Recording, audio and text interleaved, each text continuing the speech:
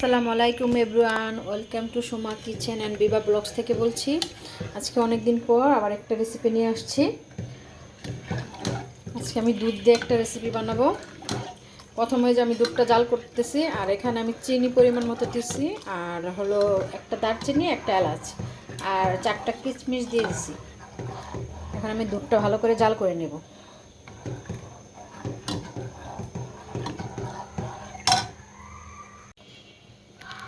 এই তো গরুর দুধটা এখন জাল হইতেছে, এই যে ছাওয়া পর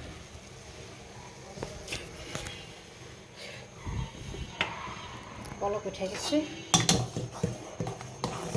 জাল হয়ে গেলে দেখাবো কি করতেছি, মজার একটা জিনিস। এই তো দুধটা জাল হয়ে গেছে, আমি যেখানে বাটিতে গরম গরম বাইরে নিছি। এখন যে স্পেশাল জিনিসটা দেখাবো আপনাদের। এই তো দেখেন কি সুন্দর, এটা অনেকটা বাকালাবার মতো দেখা যায়। দেখেন এই যে উপরে চিনি দেয়া, ভিতরে কিছু না, অনেক মুচমুচে।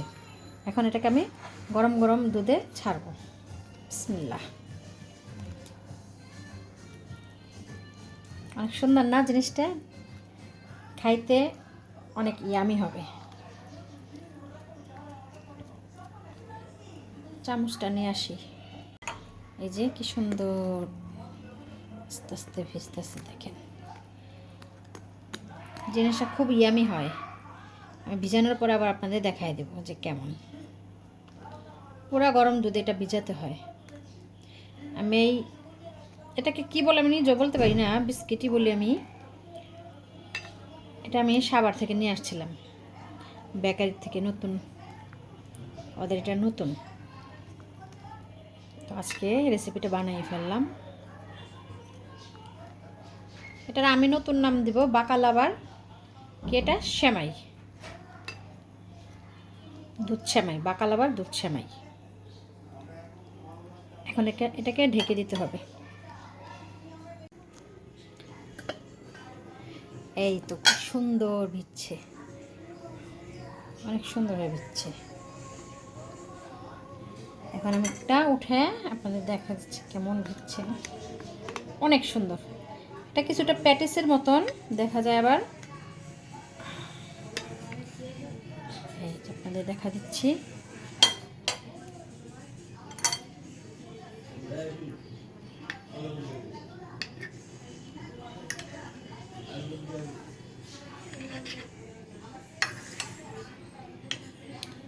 ইয়ামি, অনেক সুন্দর।